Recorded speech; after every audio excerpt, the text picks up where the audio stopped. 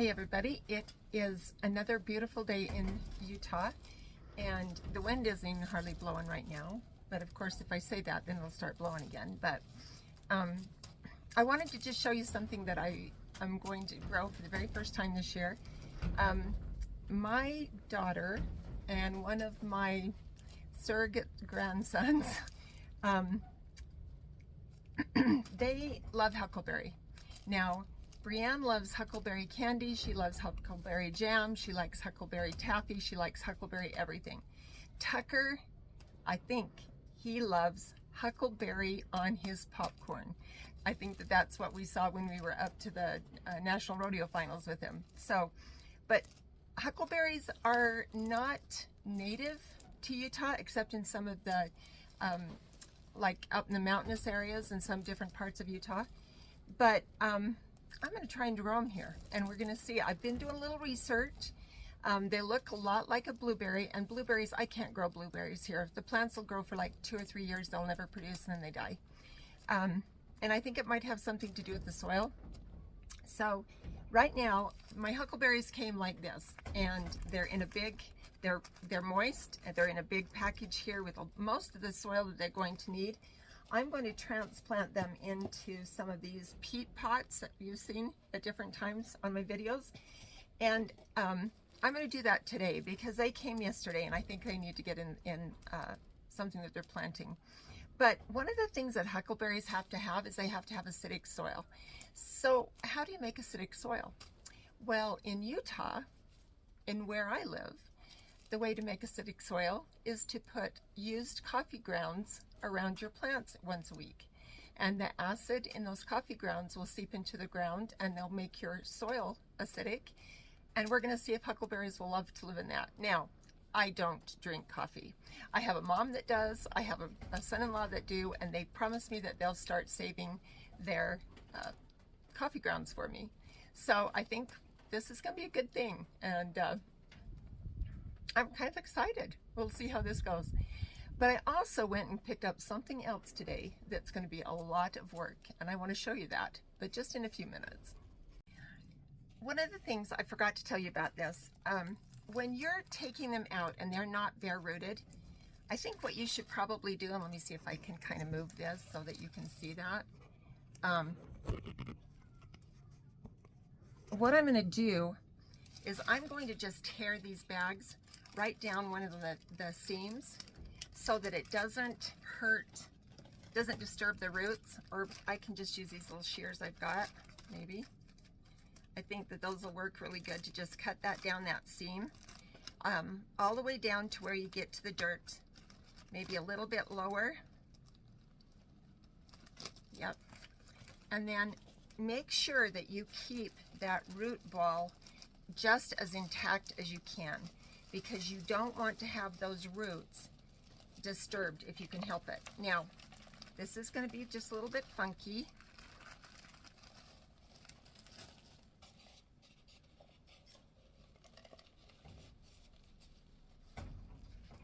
Ta-da!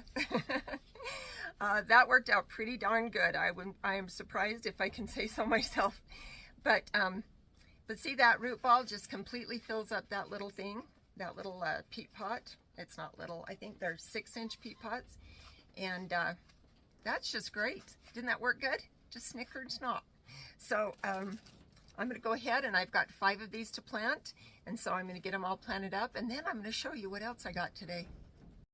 All right, now if you see those are 5 huckleberries, and if you see, some of them are a little bit higher than the pot. And so what I'm going to do, I'm just going to take my trusty waterer, and I'm just going to put the water in through the bottom. And so that's where they're going to sop that water up, is through the bottom.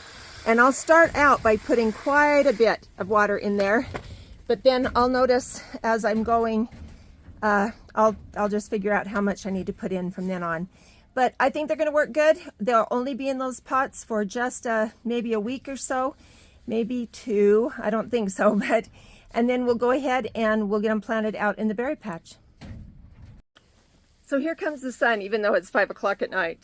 I wanted to show you, I know I've been kind of doing a tease on one of the things I picked up this morning, But I told you about them a little earlier in the year, and so let's look and see what's in there. So literally, these are plants in a bag. And if you look at the list, let's see if I can get this down here for you. So I got some American plum, some Colorado blue spruce, choke cherry, and purple lilac. Now if you come over here and see how many I got 2 of the blue spruce. Now, what was I thinking? I don't know. But inside here are all those little plants. Plus, I got an additional 10 choke cherries. So it is 5 o'clock. We picked them up this morning. They're still wet because they were wet when they put them in the baskets. But I'm going to just talk to you about what I'm going to do with them right now. So when these come, they're all bare rooted. And they dip them in some material that keeps them, the roots, moist for about 24 hours. And then they put them in these plastic bags. Well, what I'm going to do right now is I've got some 5-gallon buckets, and I'm going to fill them up with water. I'm going to put these bare-rooted trees in that water, and then tomorrow I'm either going to plant them directly out in the orchard and in the berry patch, or down to my mom's in her little orchard or her berry patch. And then the ones that I don't get that done to, then I'm going to go ahead and put them in some of these grow bags. About the same size ones that I put the elderberries and the raspberries in last week. So it's a lot of work, but if you notice the prices, each one of these bundles has 10 trees or berries, berry plants, or, you know, blue spruce, whatever. And they were $30 for 10. Now, granted, they do come bare rooted. They're not huge, but they are. You could see that they're at least a good 3 foot tall on the trees. Not on the spruces, but on the trees and on the choke cherries as well, and on the lilacs. And I think that that's what's really coming up right now is the lilacs. You can see that new green growth. But anyway, the price is unbelievable. Most conservancy districts, I know in the state of Utah, do this. I don't know. The reason they do it is for water retention and also as windbreaks.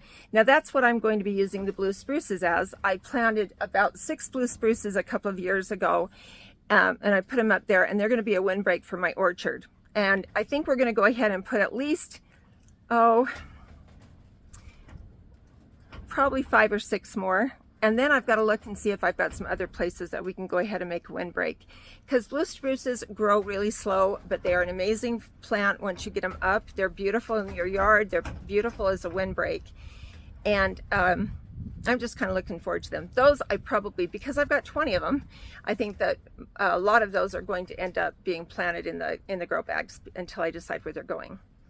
But the American plum trees, and they are trees, I'm going to plant a couple here in my yard, in my orchard, and my mom's going to plant a couple, and then I'll plant a couple more, probably one for my sister, and maybe, if I can talk Brianne into it, maybe we'll put a plum tree down there at her place. Maybe. But I know Kaylee would be excited about that. I'm not sure that Brianne would be too excited about it, but you know what? That's my house. I can plant whatever I want there, as long as she'll water it. So anyway, that's my day. It's a Friday. I'm off work on Fridays, and this day started really early, but it's a good day. It's a really good day. But tomorrow I'm going to show you a trick that we're going to do out in the garden, because we are going to plant squash a month early. And the reason we're doing that is because I planted squash a month too early in the greenhouse, and it's got to go somewhere because it's overtaking the bench where all the plants are. It's overtaking each other. It's crazy. But I hope you guys are having a great Friday. I hope you're going to have a good weekend. Yeah, get your hands dirty, and we will talk to you a little bit later. Oh, you only thought this video was going to be over, huh? When I got those trees out of the bag and started looking at them, look how big those root systems are, much bigger than the ones I had in the elderberries or with the raspberries. So And if you'll notice, like right here, there's brand new root growth that's coming on. See that?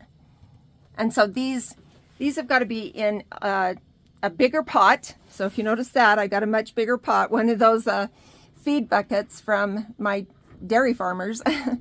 But anyway, see how great the lilacs look? And if you notice, the choke cherries are just getting ready to come on. You see that? Yeah.